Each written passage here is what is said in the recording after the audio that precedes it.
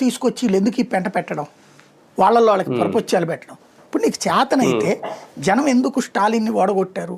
అడ్మినిస్ట్రేషన్లో failure అయ్యాడు, తప్పులు చేశాడు. ఆ తప్పులేంటో కనిపెట్టు ఒక జర్నలిస్ట్గా, ఒక మీడియాగా అవి ఐడెంటిఫై చేయండి.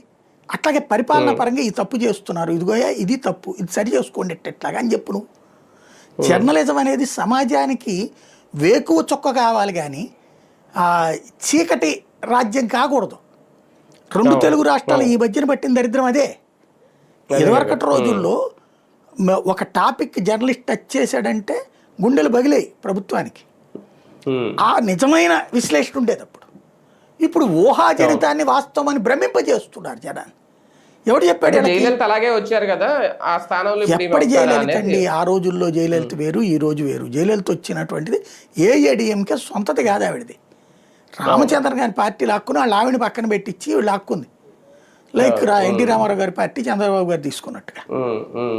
ఆ రాజకీయం వేరు, ఇప్పుడున్న విజయ్ వేరు.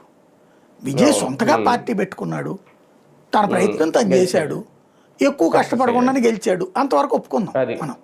అంతే, అవును. బట్ అక్కడ ఏంటంటే అంత ప్రజా మార్పు, ప్రజల్లో అసహనం ఉంది ప్రభుత్వాల పట్ల. అదే కారణం అన్నది ఒక స్పష్టత ఉంది అక్కడ. విజయ్ మీద అపారమైన ప్రేమ ఉంటే గనక వన్ సైడెడ్ వెర్షన్ అవ్వాలి అక్కడ గెలుపు. అంత సీన్ ఏం లేదు అక్కడ. సరే, విజయ్ గెలుపుతో ఆంధ్ర